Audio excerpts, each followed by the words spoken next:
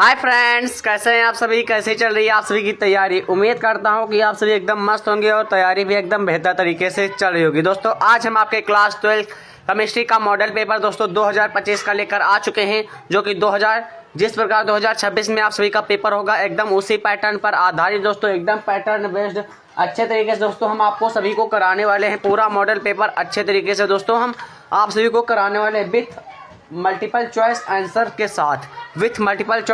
के साथ अच्छे तरीके से कराने वाले हैं। तो चलिए आइए स्टार्ट करते हैं।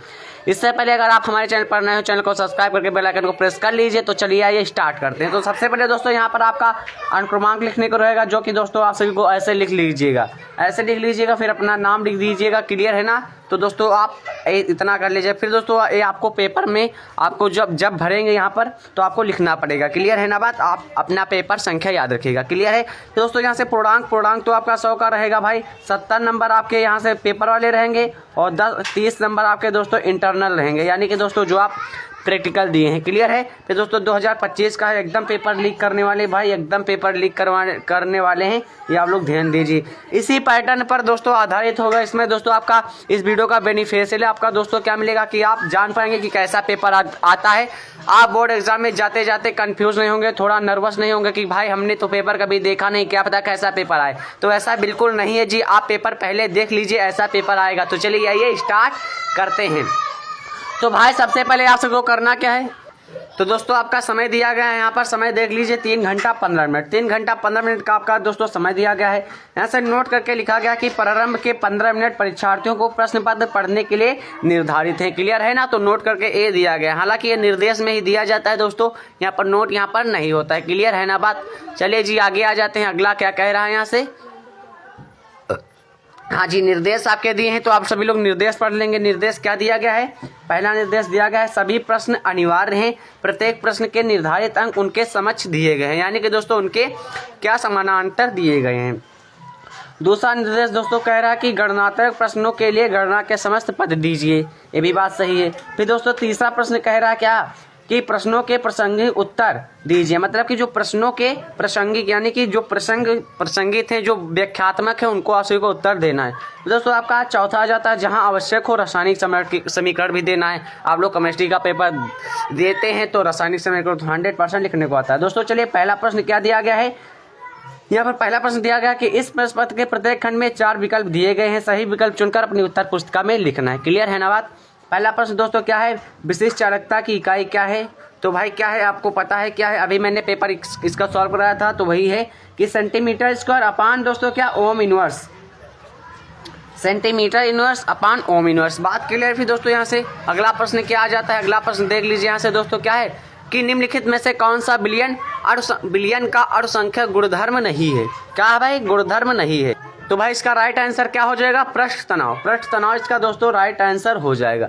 चलिए जी अगला प्रश्न देख लेते हैं। अगला प्रश्न क्या कह रहा है भाई कि तनुता बढ़ाने पर विशिष्ट चालकता क्या होती है। तो भाई क्या होती है, बढ़ती है जी, बढ़ती है। बात क्लियर है ना। फिर दोस्तों आपका अगला प्रश्न दिया गया क्या कि 180 ग्राम जल में मोलों की संख्या क्या है। तो भाई मोलों की संख्या कितनी होगी, जो 10 होगी, 10। चलिए जी अगला देख लेते हैं। अगला प्रश्न क्या कह रहा है भाई, हाँ जी कि आरएक्स तथा NaL की अभिक्रिया का नाम क्या है। तो भाई क्या है, फिंकेलस्टाइन अभिक्रिया है दोस्तों, फिंकेलस्टाइन। फिर दोस्तों केनिजारो अभिक्रिया प्रदर्शित करती है, क्या प्रदर्शित करती है, जो बेंजल्डिहाइड दोस्तों प्रदर्शित करते हैं। यहाँ से अगला देख लीजिए आप लोग क्या, तो दोस्तों क्या प्रदर्शित करते हैं, यहाँ पर बेंजल्डिहाइड प्रदर्शित करती है। बात क्लियर है ना। फिर दोस्तों दूसरा प्रश्न आपका कह रहा है कि जल में यूरिया का विलयन भारानुसार 6% है, विलयन में यूरिया तथा जल का मोल प्रभाज ज्ञात कीजिए। यूरिया का दोस्तों अणुभार यहाँ पर दिया गया है क्या, 60, यूरिया का अणुभार दोस्तों 60 दिया गया। फिर दोस्तों दूसरे का कह रहा कि मानक इलेक्ट्रोड विभव क्या होता है, इसकी परिभाषा देना है, 2 नंबर में पूछा गया प्रश्न है। फिर राउल्ट का नियम क्या होता है, इसमें भी आपका 2 नंबर का पूछा। फिर कोलराउस का नियम दोस्तों इंपॉर्टेंट नियम है, तैयार कर लीजिए।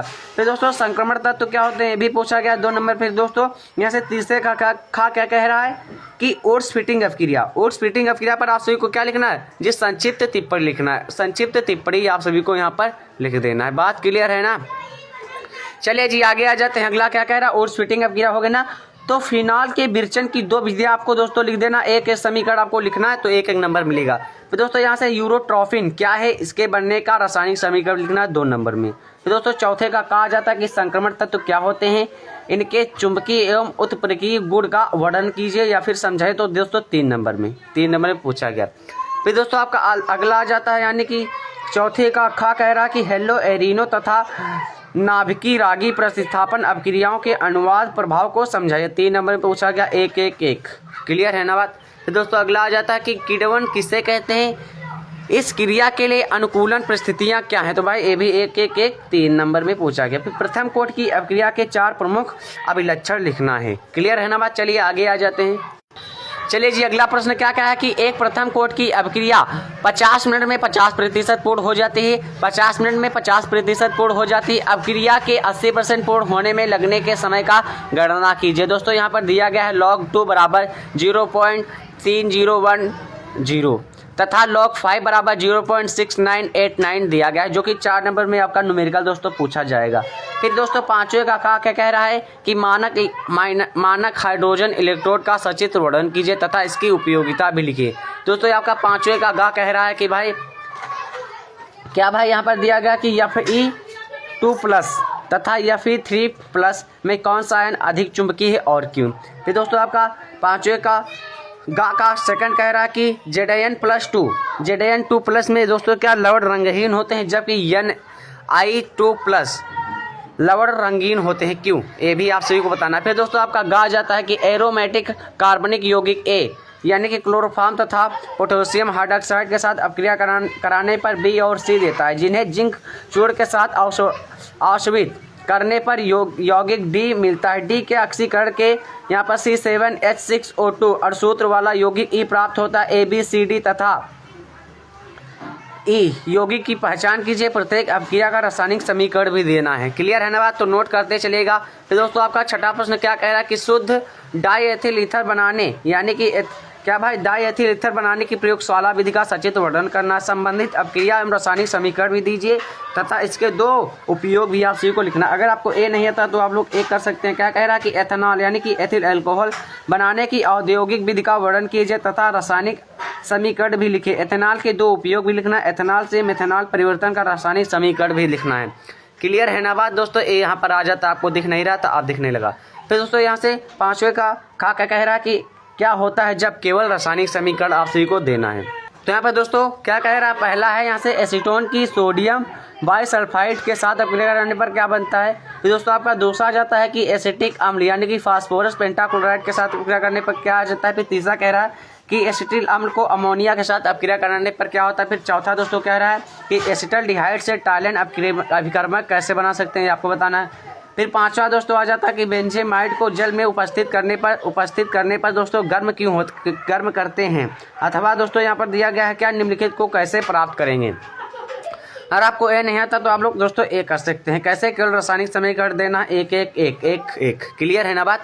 क्या दोस्तों कह रहा है यहाँ से देख लीजिए कि बेंजोइक अम्ल से बेंजीन, थैलिक अम्ल से थैलिमाइड, बेंजल्डिहाइड से यम नाइट्रो बेंजल्डिहाइड, फिर दोस्तों बेंजीन से बेंजल्डिहाइड, फिर दोस्तों यहाँ से C6H5CHO से रजत दर्पण एसिटल्डिहाइड जिसे कहते हैं। क्लियर है ना बात। फिर दोस्तों सातवां यहाँ से आ जाता है। सातवां क्या कह रहा है कि 1 लीटर 93% H2SO4 यानी कि सल्फ्यूरिक अम्ल बिलियन भार प्लस बटे आयतन की मोलरता ज्ञात कीजिए। बिलियन का घनत्व दोस्तों दिया गया है कि 1.84 ग्राम प्रति मिलीलीटर।